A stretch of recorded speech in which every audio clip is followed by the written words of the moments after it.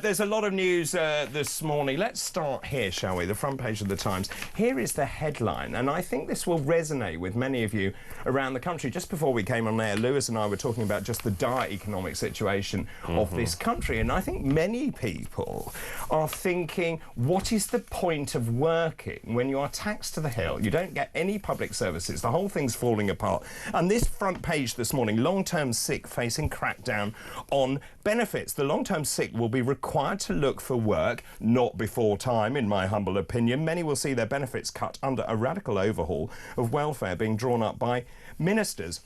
As you read further into the copy, it says hundreds of thousands of people could see reductions in sickness benefits payments under reforms designed to encourage them back to work. This is because we have a ballooning welfare bill. It is off the charts.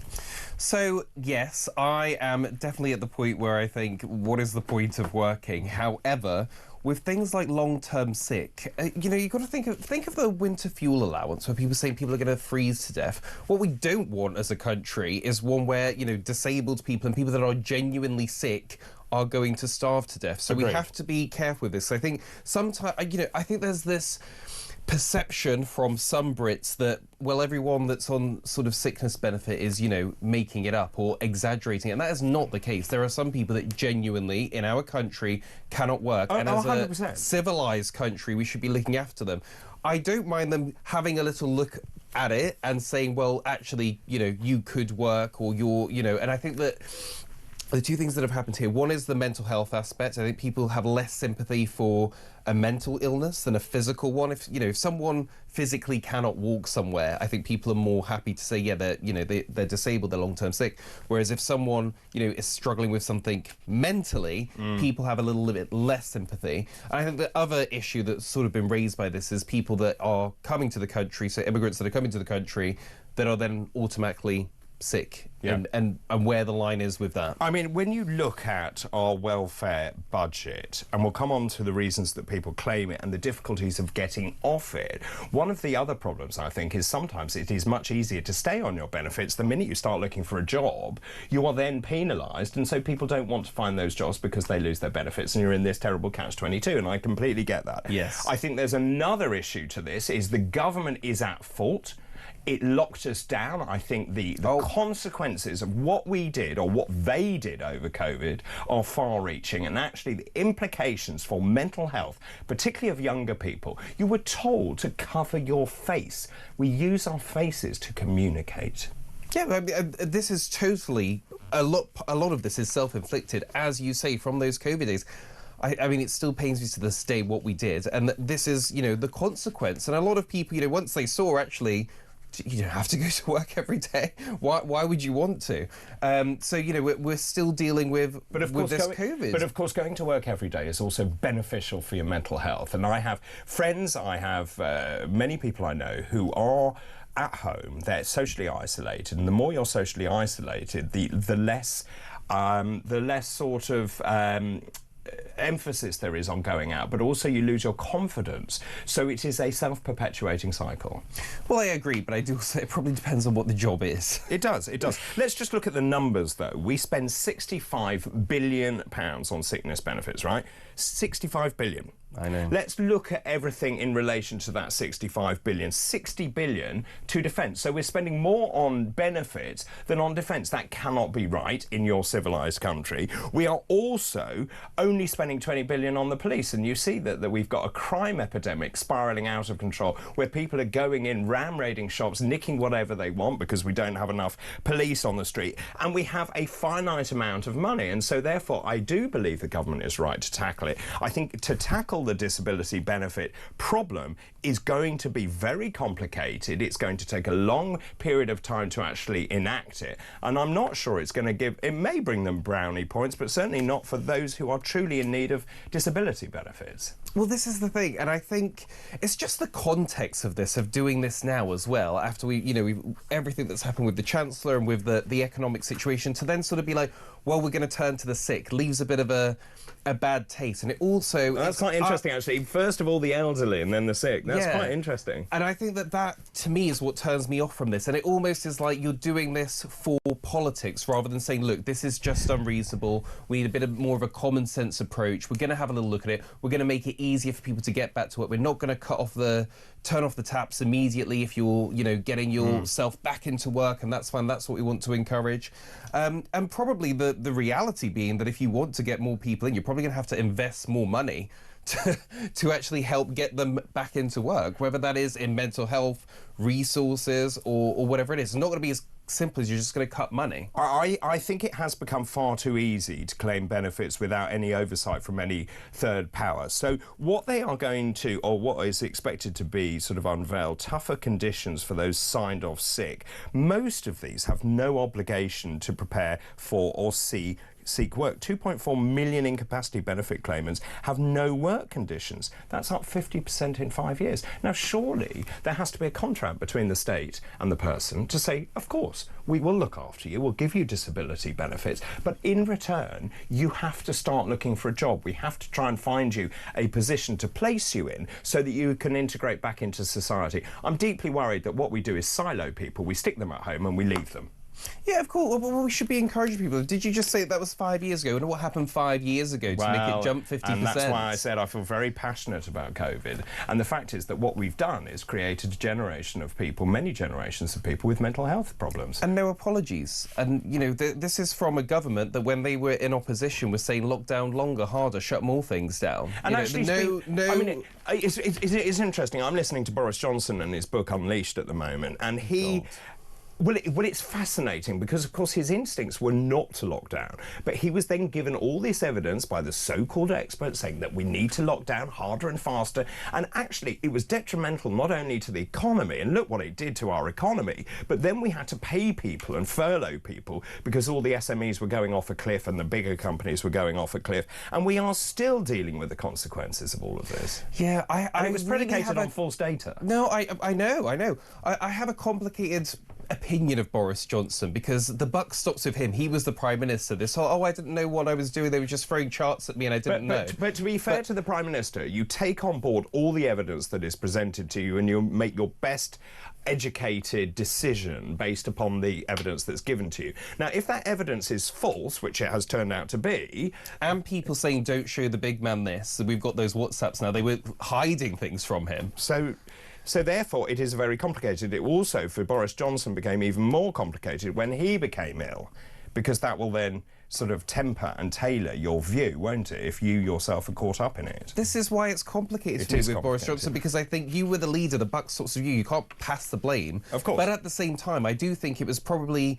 The idea of a lockdown was so against his personality and everything. That was the thing. He couldn't stick to lockdowns himself. So that's probably, got us out of lockdown a bit quicker than I think we would have gone for. We'll talk more about the detail in just a bit, but they're looking at the Universal Credit Limited capability for work-related activity, category being abolished. They want to look at various things like the PIP payments to be overhauled. It is worth just saying, when you look at our economically inactive population, 770,000 under 25, not in education, employment or training. I mean, that's just disgraceful. And 9.25 million economically inactive between 16 and 64. So that is the root cause of much of this. But also, you've then got Rachel Reeves already in trouble over her budget, paying off the unions, now needs more money. Then there's going to be a spring budget. There's going to be a revolt. I think so, and just going back to those statistics on the young, but I do feel like with the young, it's like, what is the point of working for them? And I mean this honestly. If they're saying, well, I want to get my first job, and it's like, oh, well, I'm going to pay half of that back in tax, and then I'm not going to be able to afford to rent anywhere anyway, so I'm just stuck at my parents' house anyway. So this thing of you're not going to be able to buy, you're really going to struggle to be able to rent, and then the kind of thing of you're just living to work and you have no fun. I'm sorry, that's not really appealing. So, and I think that needs to be, there needs to be reward for working. Let me just move on to... This isn't well, it is front page of the Daily Telegraph, but it's on the side of the front page of the Telegraph. I think this is a massive story. Here is the headline: Starmer fudging the facts over his schooling. So I have spent a lot of time on this programme talking about the imposition of VAT on private schools. I think it's abhorrent. I think it smacks of ideology.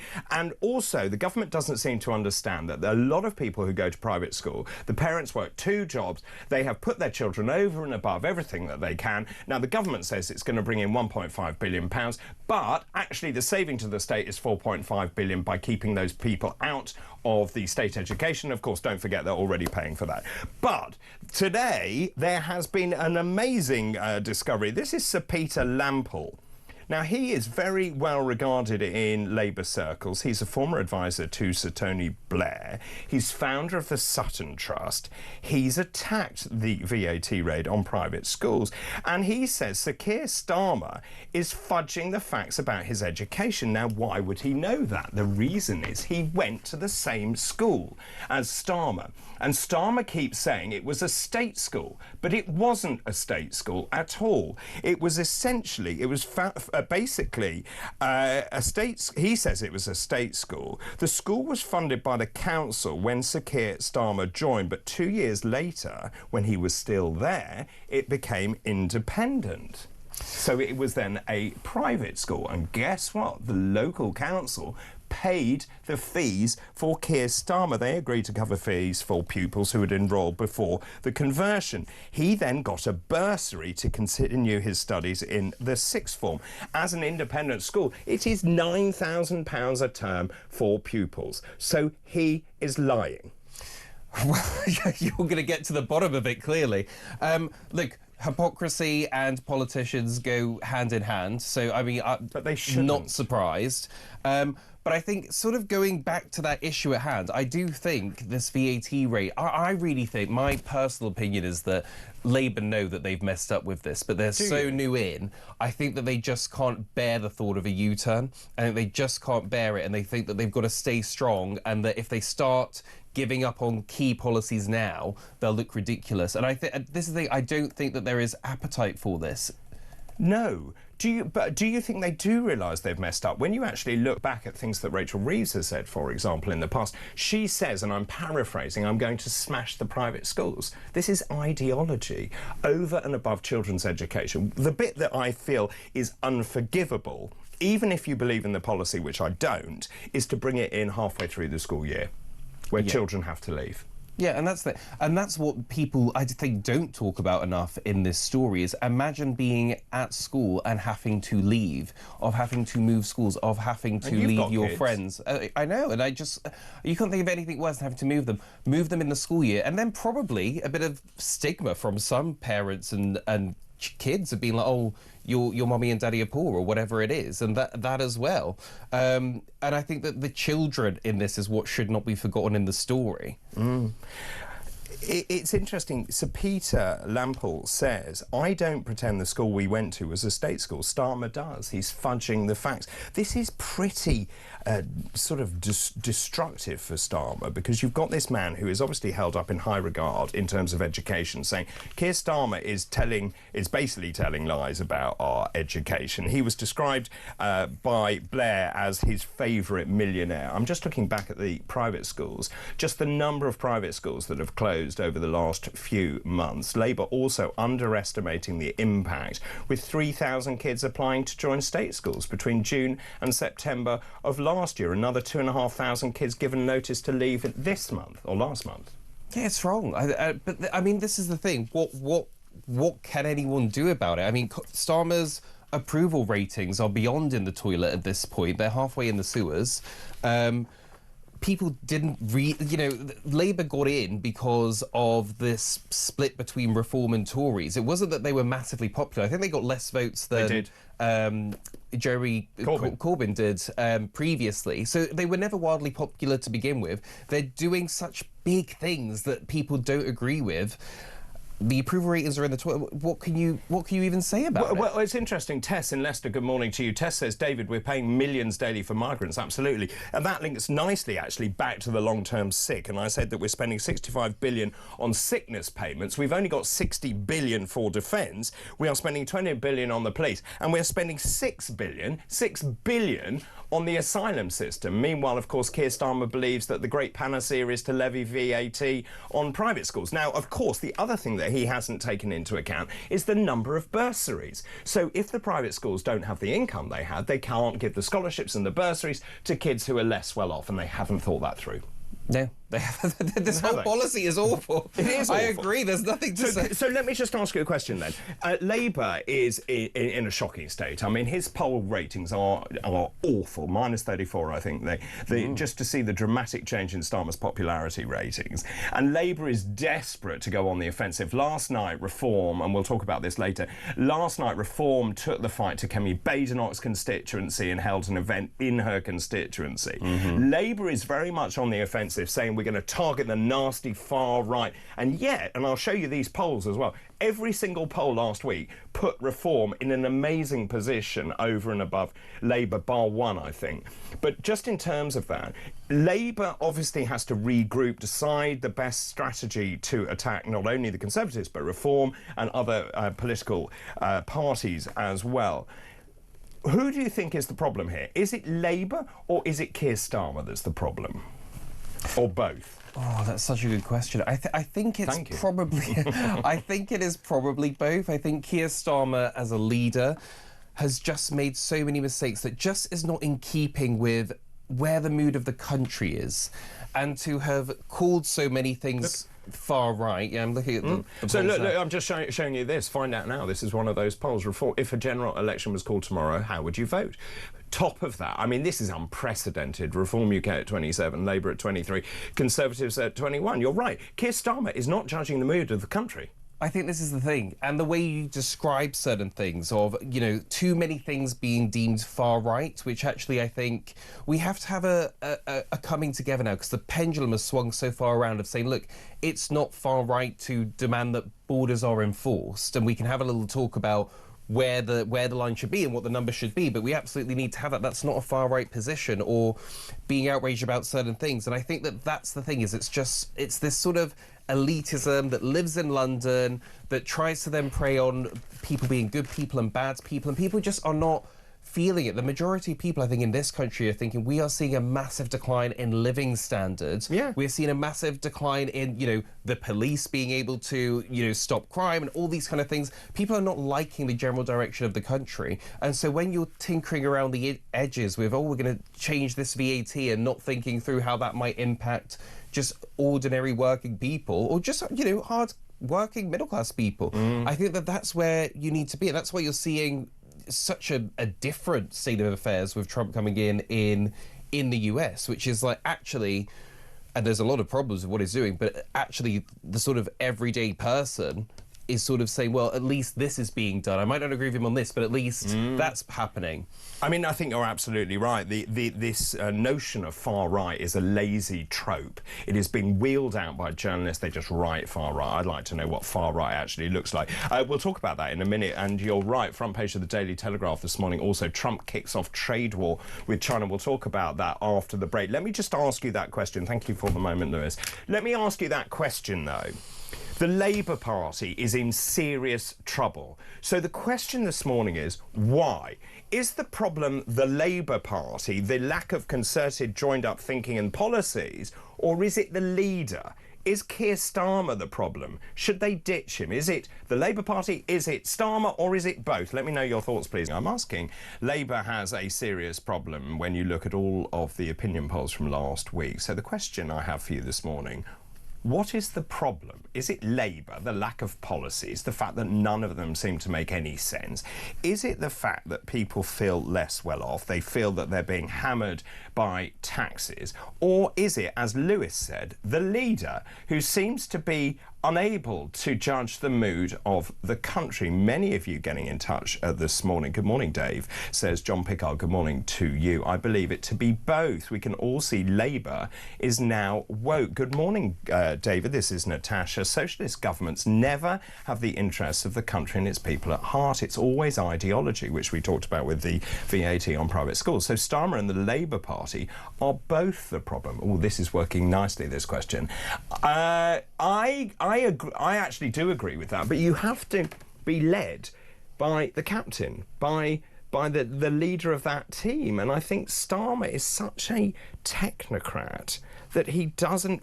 Politics is about not just having views on particular subjects or having policies. It's also about being in touch with real people.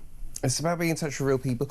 Also, the argument that he won so big and they got so many seats. Yes. Actually, it's sort of impossible to sort of keep that many MPs happy anyway. Because I know that there are people that think that he's too centrist, he's not left enough, and then other people that think he's too left. So, actually, you know, anyone in that position would have a tough job, in fairness. I mean, it's quite interesting, actually. This is Tony Gannon. Good morning to you. He says only 20% of the voting age population actually voted for two-tier Keir. There, David, is the fundamental problem. This one, I will read it dispassionately. David, this is Christina. Good morning to you. Starmer and Labour are bad for the country. Reform UK all the way. Those polls will make very sobering reading, I think. Let's move on and talk about Trump. There is no doubt, and I'm going to be talking to Caroline Faraday later at 8 o'clock this morning about the latest news in the US. Look, Donald Trump, whether you like him or loathe him, puts the United States first. The copy has moved on. This is the front page of the Daily Telegraph. Donald Trump has introduced tariffs on China, on Mexico and Canada, prompting fears of a global trade war and inflation crisis. So look, he's putting America first. He's imposed 25% tariffs on Canada and also on Mexico, the two neighbours. Quite surprised, only 10% on Chinese goods. Yeah, well, but this is what he said he was going to do. He's going to put America first. He told them that these tariffs were coming. Not really that many people shocked. And I think it's strange this time with Trump, not as much outrage about everything he's doing, of people kind of... And I think maybe that's because the win was so big. He won, you know, the popular vote, the House, the Senate, everything. And so I think this time it's kind of like, well, he really has a mandate to be doing these things. And even in some of these countries that are being hit, they were expecting it. I mean, the big one is going to be what happens with Europe. Yes, and I'm glad you mentioned that. Interestingly, let's just stay with Canada for the moment. Mark Carney, who was obviously head of the Bank of England, he is one of the frontrunners to be, or the frontrunner to be the next Canadian Prime Minister. He says that Canada will stand up to the bully after Trump's saying he's going to impose tariffs on Canada. He is the leader of Canada's governing Liberal Party, obviously the former governor of the Bank of Canada and the Bank of England. But you mentioned the EU, and this is where I said the copy has changed, because the printed version of the Telegraph has a very different headline to the online version of the Telegraph. And this is because Donald Trump, and this story has moved on overnight, he says he is going to impose tariffs on the European Union. He goes further. He says, am I going to impose tariffs on the European Union? You want the truthful answer, or shall I give you a political answer? Absolutely. The European Union has treated us terribly. Well, there will be quaking boots in Europe. I know, and I mean, Europe is not doing well anyway now. I mean, you know, you've got kind of Germany in and out of recession. The economics of Europe and the European Union is not good. Hopefully, we'll see what happens with the UK now that we're not part of the bloc anymore. Well, so that's the most important point about this. The US is actually the UK's largest individual trading partner. Most of our trade is in services. They wouldn't be affected by any tariffs. But we now have to make a decision. We spoke about this on the programme, I think, last week. We have to decide, or the head boy, Keir Starmer, needs to decide, who are you most closely aligned with? Is it going to be the European Union with a declining balance of trade, or is it going to be the rest of the world, including the United States, which is our closest ally? I can tell you, it's Europe. He wants the closer ties of Europe. I know. So that question is solved. Like that's the way we're going to go. No, I know. I mean, this is the thing. You've got Trump, who, you know, love him or loathe him. He has got a special place in his heart for the UK. This would be prime time for. And not that I'm saying I would want Boris back, but if we had a Prime Minister like Boris that could, you know, build that enthusiasm and broker some deals with Trump, it probably would be good for our trade. But that's just not going to happen. Keir Starmer is tied with Europe. That's where he wants to... I mean, Keir Starmer wasn't even the first person Trump called, and that usually is sort of that tradition of the American president calls the UK Prime Minister. There's no talk of anyone going over there or anyone coming over here. That special relationship is not there. No, not at all. I mean, it's interesting. Yesterday, 5 years ago was Brexit. Yes. And obviously I was there, and we'll talk about Brexit later. Sir Gerald Howarth will be joining me later on this morning. That's around 9 o'clock. To talk about Brexit, we haven't seized the opportunities. You know, I see this from people like Alistair Campbell saying actually the vast majority of people want to go back into the European Union. No, they don't. What they want is to see a proper Brexit, which we have not achieved. And I think this is the whole point, is that we had Theresa May. She never believed in Brexit at the time, so we got this ridiculous deal. Listening to Boris Johnson on Unleashed, he says, I've got an oven-ready deal. No, you didn't. The whole thing was a total fudge. We've annexed Northern Ireland. We haven't sorted out trade. There are huge barriers. We haven't actually capitalised on what we could be doing. Interestingly, and just going back to the VAT on private schools, that could only have happened because of Brexit. So, in fact, Labour is using Brexit when it suits them, but not actually using it to its full advantage. Yeah, there's all this talk of get Brexit done, and we heard that constantly, Brexit done.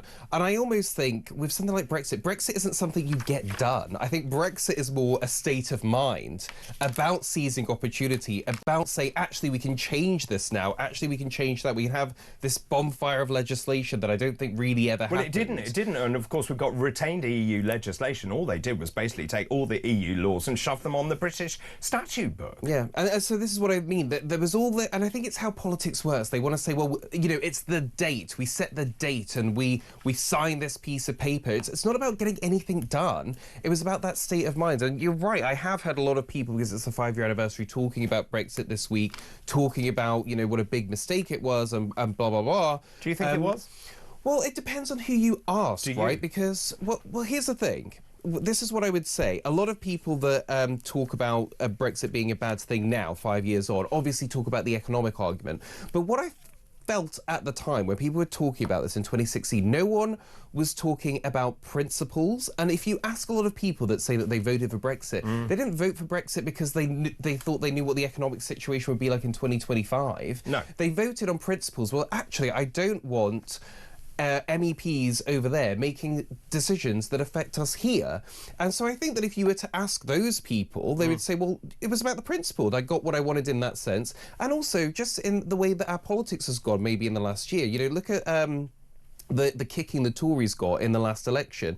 If we'd have been in the EU, they would have been saying we wanted to run the country competently, but the EU wouldn't let us. Like, we wanted to fix immigration, but the EU wouldn't let us. Well, actually, the election we just had was the first time there was nowhere to hide, there was nowhere to run. The Tories had to stand on their own record and get judged on that. And even now with this Labour Party, it's like they can't say, oh, it's the EU's fault. They have to take responsibility for their own actions. And so people that voted for Brexit for that, you know, that they're getting what they wanted. I mean, I always said that this would be a process, that you start on that date that we left, and then there's a process of transition. Of course, because we become so subsumed by the European Union that extraction is always going to be difficult. That being said, when you look at Liz Truss's mini budget, that budget was predicated on the fact that we were a free and independent sovereign country. Much of that budget was right. What she did badly was she didn't brief the markets, and that's where it all fell apart. But the fact is that going forward,